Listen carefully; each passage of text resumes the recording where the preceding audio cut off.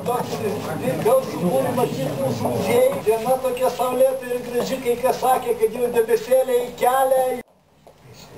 Taigi ši diena yra mūsų aviacijos patriarcho Antano Gustaičio gimtadienis ir maždaug tuo metu, kada vyksta pirmieji saulės pavasario pranašai, mūsų muziejuje minimas Antano Gustaičio gimtadienis. Tokia proga šiandien irgi susirinkom, bet ta proga dvigubai džiugi.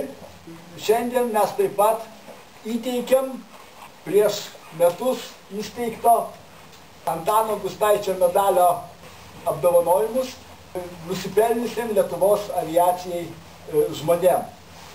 Taigi šiandien pirma dalis bus filmas primenantis Antano Gustaičio gyvenimą ir veiklą, na, o po to bus smagioji dalis iškilmės mūsų, kada Lietuvos aviacijos muziejus įteiks tokius garbingus apdovanojimus labai garbingiam Lietuvos aviacijai nusipelnusiem žmonėm. Taigi, Sauliau, ponas, prašom.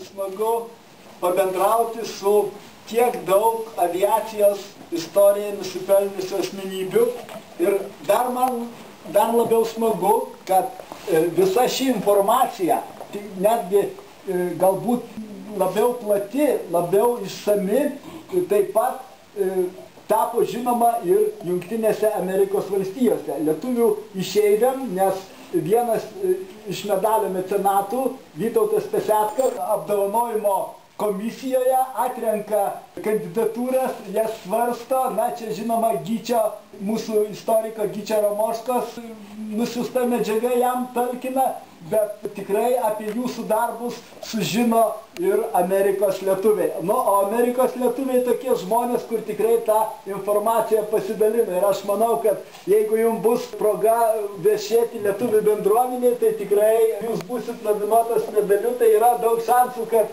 taip pat bus prisiminta jūsų nuopelnai Lietuvos aviacijai. Taigi, tam kartui ačiū visiems. Dabar, na, kas nebijo šalčio, kviečiu aplankyti Gustaičio lentą. Taigi, kviečiu nuotraukai visų apdovanotus.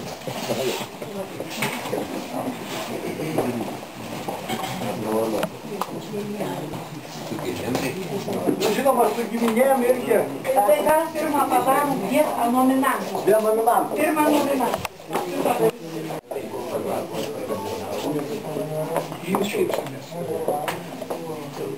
Kas fotografuoja, prašau. O, čia daug fotografų. Senėlė, medaliai, kasgi čia dabar, reikia šypsotis.